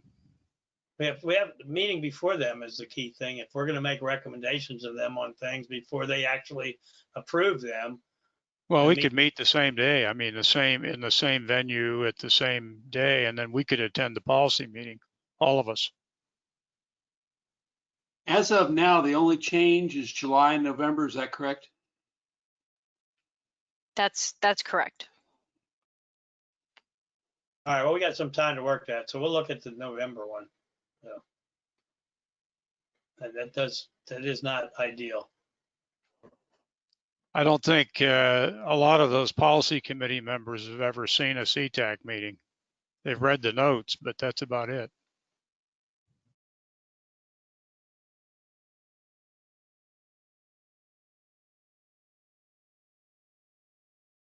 Hey, Dave, you're on mute right now. Sorry. They would not be interested in that. They've had the GWRC meeting. A lot of them are the same people who are in the GWRC meeting. They're not going to want to do, no, that ain't going to be, that won't work. So anyway, we'll look. We got time to work November. So let's, for the minutes, let's just say we have concerns about that date from the CTAC perspective. All right. Okay, what do we got? Okay, let's move on to, the election. So the election is, as you know, based on last month, looked like it could be confusing, or it could be complicated because of the bylaws and what it allows us to do. Now, what I did in the meantime, since last meeting, is I reached out to, so essentially for chair, let's start with chair, and then because the vice chair is affected by who is selected to be the chair. So for the chair, the only people who can be nominated or are eligible to be the chair are the incumbent, which we changed our the last time we did the bylaws. And I have announced that I am willing to do that, would like to do that. And then Spotsylvania County, because it was Stafford, and then it was me, Fredericksburg, and so the next in line is Stafford. The present members from Stafford are, you know, they're active and they're involved and everything else, but they are not volunteering to step up to be. Now, they have indicated they're not willing. Now, I will say that until we open the nomination period, anybody could be, any of those four people could be nominated or change their mind and say, hey, I want to be nominated. So what I'm saying to you right now is I would like to open up the nomination for the chairman to include any member of Spotsylvania County. Okay, and I didn't expect to hear any, so then we will Neil. have, huh? How about Neil? Or is someone nominating Neil? Yeah, this is Rupert. If Neil's interested, I'll nominate Neil. Okay, that was the point I was trying to make. Is I reached out to all the four members of Spotsylvania, and they were not interested. Okay. Of course, they would, they're great guys, and they would serve if they needed to. But at this point, they indicated they were not. All I'm saying now is the nomination period, they could now say, no, wait a minute, I do want to do it. So if Neil recognizes the nomination and wants to be considered, then absolutely. Okay, I've done my part. This is Neil. I recognize the nomination. I respectfully decline. Thanks, Rupert. Excellent. Okay. So is there any others? Okay. So it looks like I am unopposed and will be the chairman again. Does anybody have any problem with that procedure, process, or how we did that? I just would like to caution you not to let power go to your head. Also, if you bring cookies and sodas back, it'd be nice. That's right. Not with guys like you. Okay, so now given that, then the vice should come from Spotsylvania, or should be Melvin. And I think Melvin's online. He was earlier. And Melvin has indicated to me that he would do vice if someone from Spotsylvania was not interested in being the vice. And from when I talked to Spotsylvania, Al said he was interested in being the vice. So Melvin, if you've changed your mind, or if there are any other nominations, this is the time now to have nominations for the vice. I nominate Melvin to stay where he is. Okay. Melvin, are you interested in staying where you are? Dave, I don't see Melvin on the list of people that are online right now. Okay, well, all right, then, okay, that makes a little difference. Okay, so he's been nominated. And then Al has, and Al, are you still interested in being the vice? Yes. Okay, so you can self-nominate yourself, so we'll take that as a self-nomination to be the vice. So my understanding, okay, we'll just leave it at that. So we do have an election we have to conduct then for the vice between Melvin and Al. Okay, I don't think this is so contentious. For that. Yeah, I don't think is it that contentious? Are people worried about saying who they're going to vote for? I mean, let me just do a voice vote without a names, and then we'll see if we can, if there's enough of if it's obvious enough, then we don't even have to get the name. So I would like now, and kind of leave a little space between yourself, so one person can say aye, and then we don't even need to know who it is at this point, unless it gets really close and we need to count heads, count noses. How many people vote for the vice to be Melvin? Aye. I've heard.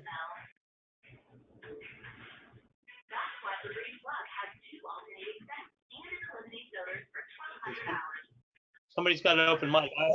I think I only heard 2 people who said Melvin. Does that sound right? All right. I think it's maybe 3, 2 or 3.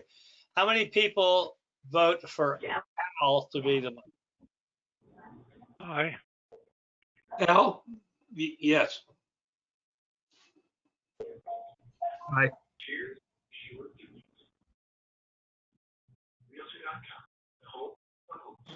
Yes. Yes. Again, we got an open mic, but somebody's making a lot of noise. I also vote for Al. So I think maybe I heard 4 or 5. Can Adam, do you agree, or Stacy, anybody kind of think that sounds about right? Or this is really I think with you, that's 5. Yes, I heard 5 Yeah, as well. 5. Okay. So, all right. So because this is a weird situation, is anybody, I'm about to declare that Al would be the vice. Does anybody say this is not sounding right, or they've got some real consternation because they weren't able to chime in at the right time or whatever? We've got to do this right. Unfortunately, we can't get that piece. I don't think it's right. I think it should have a full vote of the CTAC. I don't think it's right. Okay. Why don't we do this, David? People can go into the chat and put the name in that they desire and only put it to you as opposed to everyone. They could scroll down to just your name and put the name in that they desire. Oh, Some cool. of us are only on the phone only. Others are not in attendance. Well, if you're not in attendance, then you really, you know, like any Well, other. I'm in attendance, but I mean over the phone only. I'm not on video chat. Right. Let me address that. So if there's a way we can put it for those who you are in chat, then you'll be able to do that. I'm not sure how I do that. You might have to explain that to me. Oh, I see chat. Okay. Now, if you're not here, then it's a moot point. You cannot vote. I disagree because it's a nomination and you're getting ready to just decide who's going to be the VP without an election. So I disagree. No, we're having an election, but I'm saying you must be present to participate in the election by the bylaws. I'm not making this up. That's all. No, you said, okay, I thought I heard you say that since there were 5 for Al, 2 for Melvin, that you were in the process of just making a decision that you were going to just place Al into the position. And I'm saying we need to have an election. That's all. Okay. Well, what I was trying to say was that the election sounded like it was 5-2, but I like the idea with the chat. So if there's a way to go into the chat and vote for Al or Melvin, and then for those people who are dialed in, we will ask you specifically who you vote for. How's that? But you know what, Dave, you actually did just take a vote, especially since not everyone is able to get into meeting and chat. Your only recourse is to do verbal. And I thought we just did take a verbal vote. If we need to do it again to make it clear. We just took a verbal vote, and I think it was, unless anybody wants to challenge the verbal, we can do a countdown, but I just heard a verbal vote, and that should settle it. The verbal's good enough for me. Yeah. I agree. Hey, Dave, I just voted via chat if you want to take a look at it, and it only went to you. Dave, can I suggest that we do a roll call vote and Stacy runs through the list of the roll and get each person's individual vote? Excellent. Sounds good. And if anybody who says they don't want to do that, they just want to do the chat thing, then that's fine. But let's do that. That's great. Thanks, Stacy. Do that. Good idea. Okay, and just to confirm that we can hear everyone, I'm going to call your name. You vote as you would like, and I will thank you for your vote. So if you don't hear me thanking you for your vote, know that we did not hear you, and please try to interject yourself there because perhaps your mic was on mute. From Fredericksburg, Dave McLaughlin. Al. Thank you. Josh Brock.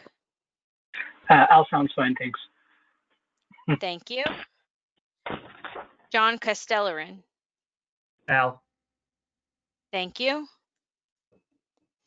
Matthew Rowe. Al. Thank you. From Spotsylvania, Neil Holleran. Al. Thank you. Stan Huey. Al. Al Durante. Al. Anton Stubbs. Al. And by the way, I did hear from Neil, Stan, Al, and Anton. I forgot to say thank you, but I heard you. From Caroline, Ken Pogue. Michael Hoyt. Justin Chenault. So I've heard nothing from Caroline. From Stafford County, Melvin Allen.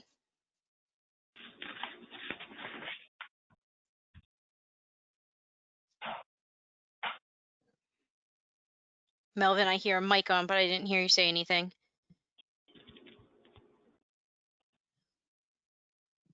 Okay, Melvin, chime in if you can. Okay. Dave Swan, Melvin. Ethelene Crenshaw, and thank you, Dave. Melvin, Thank you. Glenn Goldsmith, Timothy Haddix,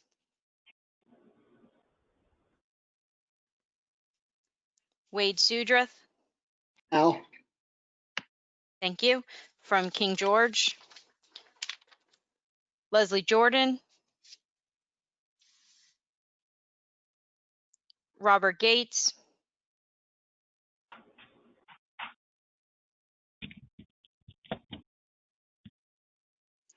at-large members, Larry Gross, Al, thank you. Rupert Farley, Al. thank you. Dustin Savage,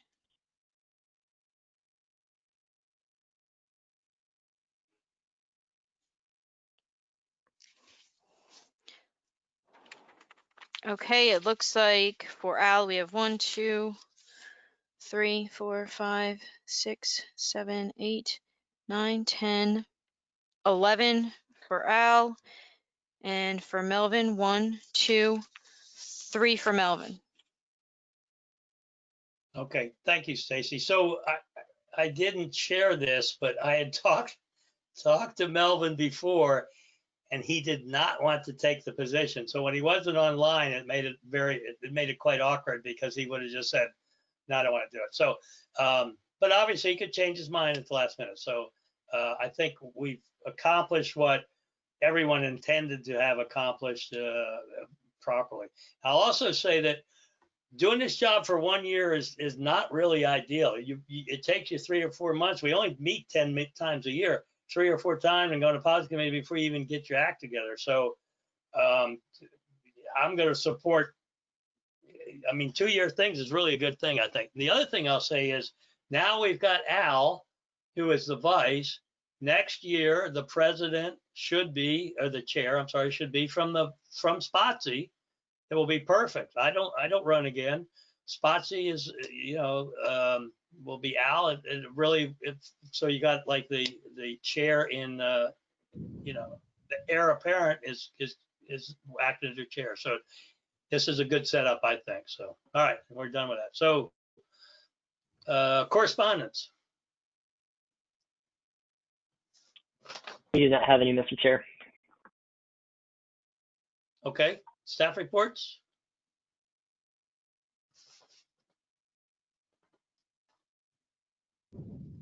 Stacy, you want to take that? Yep, sorry, my mouse wouldn't work. So for staff reports, we are still in the hiring process for a FAMPO administrator. No news to report there. And staff will also be sending a letter to recognize resigned CTAC member Timothy Brown.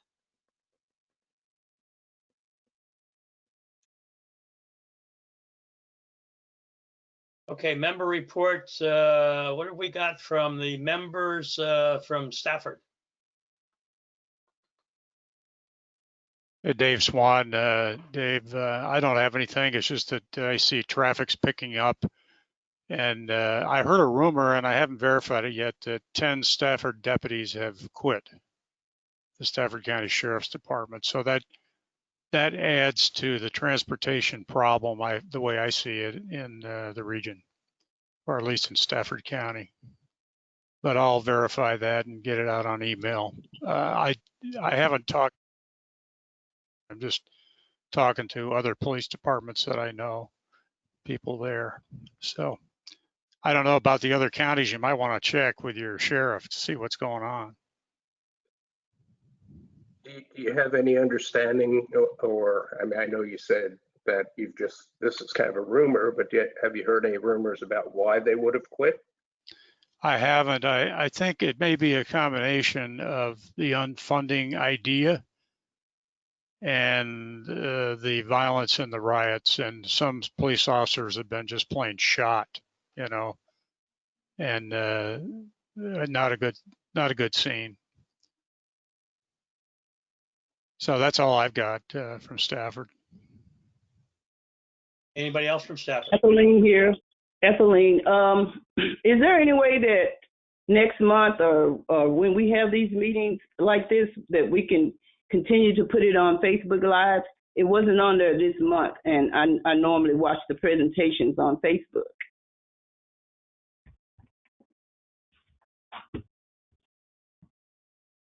The entire FAMPO GWRC operation has gone to using this go-to meeting, and it seems to be working. So, what Mr. Chair, if I might, this is Stacy. Okay. It should be on Facebook Live. Like right now, we are all on Facebook Live, so you can wave and say hi to Facebook. We also have it I'm recorded. on Facebook Live. I'm on Facebook Live also, and I'm not able to find it, and I've been looking for it.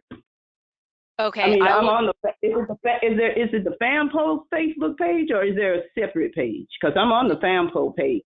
It's on the FAMPO page, and we have the gold star as our logo. There also is a FAMPO like group kind of page, but it's not called FAMPO. Okay, I'm on the page, and the last post on the page is June 3rd at 2:02 p.m. That's the last video? Yeah, that's the last thing you have up.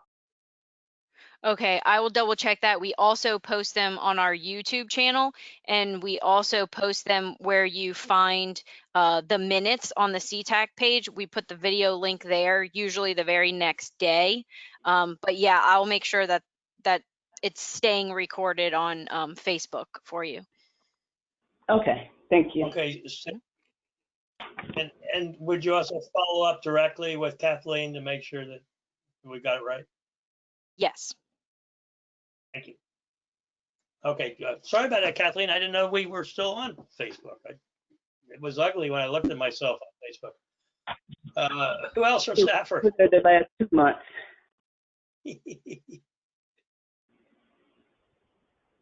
Anybody else from Stafford? Okay. Spotsy.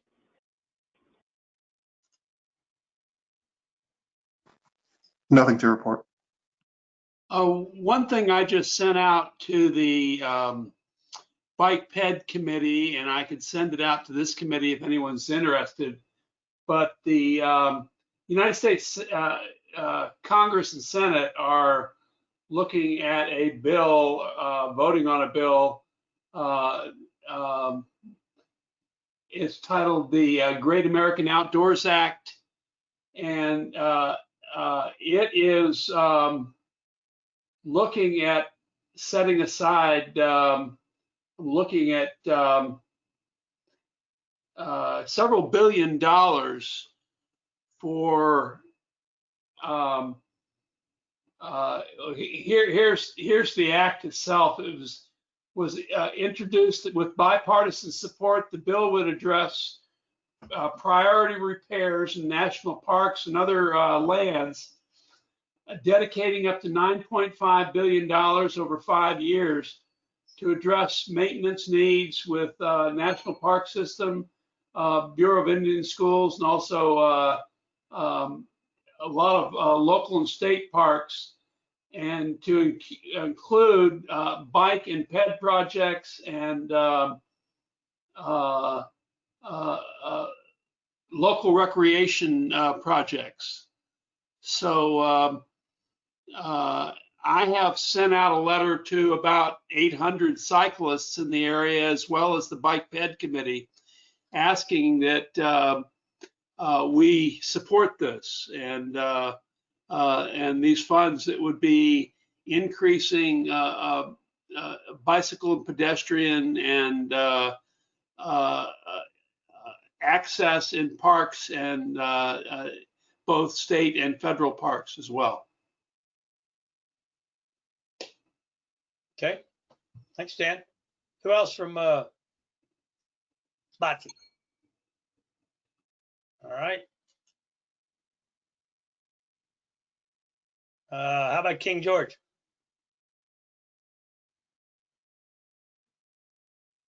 Nobody. Okay. I did notice from King George that in the paper today was apparently Virginia or Maryland have VDOT whatever, or maybe the federal, at the federal level maybe they did, but they said they are not gonna keep up the old Harry Nice Bridge over the 301. You know, obviously it goes back to what Stan was just talking about, bicyclists and pedestrian and you know, that kind of thing, and a tourist attraction kind of thing was what was proposed, is they leave it there and it would serve as that. But unless things change right now, they're saying, no, we can't afford to maintain this thing in any purpose or capacity, and so we're not gonna. But anyway, that's the latest on that I saw in the paper, and that's all I know about that subject. All right, how about Caroline? All right. I don't think there's anybody on, Dave, from Caroline. Yeah, I don't think so either. At large. Nothing. Okay. That brings the end of the meeting, doesn't it? I think Cool. so. Hey, Dave, just a point on this system we're using here. If you go up to the top and click View Everyone, you can place it anywhere you want on your screen. And you can scroll down through and see everybody who's online with us. I don't know if everybody knows that. I just wanted to bring that up. I'm using this for the first time, but I've used a system kind of like this before. And it's very quick. It goes right down through the list of people from yourself at the top and then right down through. You just have to know which county they're from. Okay. Of course, we know Rupert and Larry are at large, so it's pretty easy. All I know is Stan looks very comfortable and relaxed. He does. He's really laid back. Well, and I'm wondering, David, about your camera picture there. Do you have the frosted look just to make yourself look better? I don't know why that is. Yeah, it's you know, it's doing. I had my hair done and makeup and everything today, so. Yeah. He's really got. He really hasn't had a haircut. Stan, So I'm gonna ask you to move that we close the meeting, adjourn the meeting. Hey, I see you. I'll make a motion to close. Okay, Second. All right, anybody opposed? Okay, I declare this meeting closed. Thank you, everyone. Thanks, Dave. Good job.